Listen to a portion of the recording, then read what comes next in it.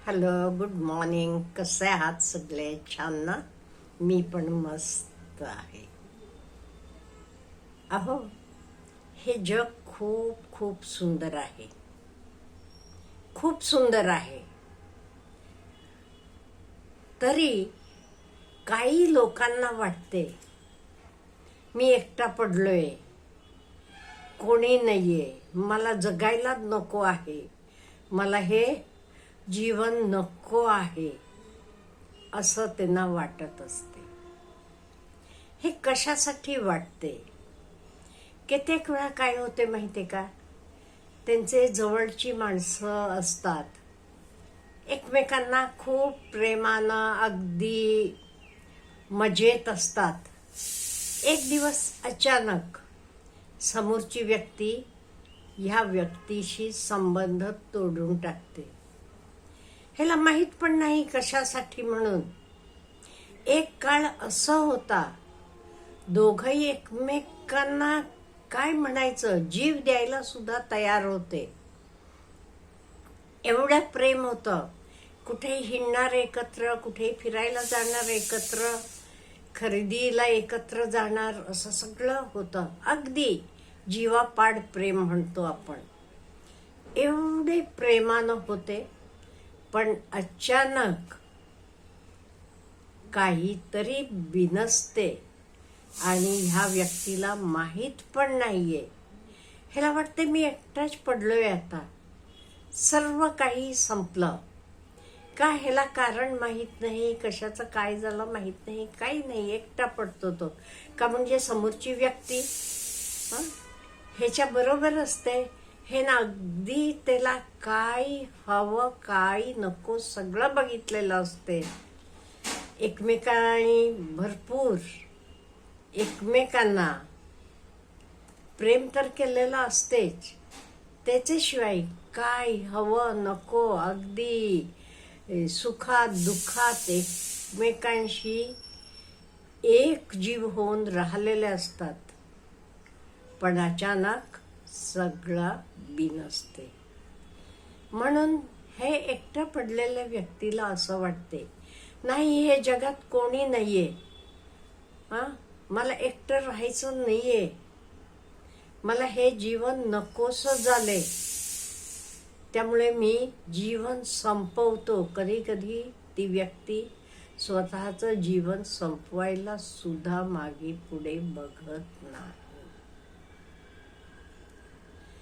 ते असे जीवनसाठी अशा व्यक्तींनी काय करायला पाहिजे, असा तुमचा विचार असला तर थांबा जरा, हा व्हिडिओ बघा. पहिली गोष्ट, मन शांत ठेवा, मन कूल ठेवा. आणि एक लक्षात घ्या, आपण हे जगात एकटं आलोय, जाताना पण एकटं जाणार. हे मधलं काळ सगळा आपला प्रवासाचा आहे. इथे आपल्याला वेगवेगळे प्रवासी भेटतात, त्यांचं स्टेशन आलं की उतरून जातात. हे कायम मनात लक्षात ठेवा. प्रत्येकाला प्रत्येकाचे आयुष्यात एकटंच राहावं लागते. आता हा एकटा पडलेला व्यक्ती म्हणतो, परवापर्यंत माझ्यावर एवढं प्रेम करत होता, जीव ओवाळून टाकत होता, आज मी मेलोय का जगलोय हे सुद्धा बघत नाही. हे फॅमिली मेंबर्समध्ये असेल, मित्रमैत्रिणींमध्ये असेल, कोणामध्ये असं घडू शकते. बरेच वेळेला घडते पण असं. आणि अशा वेळी आपण काय करायचं? पहिली गोष्ट, बिलकुल निराश व्हायचं नाही. हे जग सुंदर आहे, हे जगात भरपूर आहे आणि मला देवानं ह्या जगात पाठवलेलं आहे काहीतरी करण्यासाठी. त्यामुळे तर मला केल्याशिवाय जाता येणार नाही, हे लक्षात ठेवा. आणि स्वतःवर प्रेम करा. हे बघा, कधी आपण दुसऱ्यावर प्रेम केलं का नाही तर गॅरंटीचं नसते, तर पेरिशेबल असते, तर एंड होऊ शकते कधी. पण तुम्ही स्वतःवर प्रेम केलात का नाही, that is never ending, never ending. त्यामुळे स्वतःवर प्रेम करा, स्वतःच्या आवडीनिवडी बघा, आणि एवढं सगळं करताना देवावर विश्वास ठेवा. का? तो माझ्या बरोबर उभा आहे, माझे पाठीशी आहे. म्हणून मला तर वाटते देव म्हणजे आपले वडिलांसारखा आहे. आपल्याला कधी काही लागलं तरी तो आपले पाठीशी असतो, आणि कोणाचे ना कोणाचे रूपानं तो आपल्याला मदत करत असतो.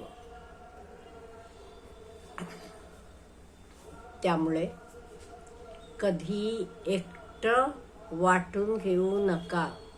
तुम्ही एकटे कधीच नसता. तुमचे मनाला सांगा, नाही मी तुझ्या बरोबर आहे, तू एकटा कुठे आहेस, मी आहे ना तुझ्या बरोबर, मी आहे तुझी काळजी घ्यायला, मी आहे तुझ्या बरोबर, काही झालं तरी मी तुला सोडून जाणार नाही. काही कष्ट येऊ देत, काही जीवनात संघर्ष असू देत, आपण दोघं मिळून तोंड देऊया. त्यामुळे तुम्हीच तुमचा मित्र व्हायला पाहिजे. मी तुझ्याबरोबर कायम उभा आहे, मी तुला कधी सोडून जाणार नाही.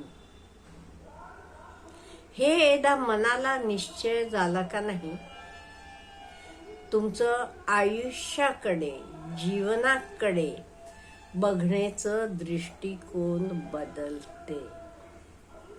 आणि ते सोडून गेलेले व्यक्तीबद्दल बिलकुल विचार करू नका. त्याला तुमची कदर नाही ना, मग तुम्ही का त्याचा विचार करता? नाही ते 24 तास त्याचा विचार करत, त्याच्याबद्दलच हे करत बिलकुल राहू नका. त्याला मनातनं बाहेर काढून टाका. त्याला तुम्ही नको ते तुम्हाला का त्याची आठवण पाहिजे? मनात विचार आले तरी मनाला सांगा, गेट आउट. तुला माझी कदर नाही ना, मला पण तुझी गरज नाहीये.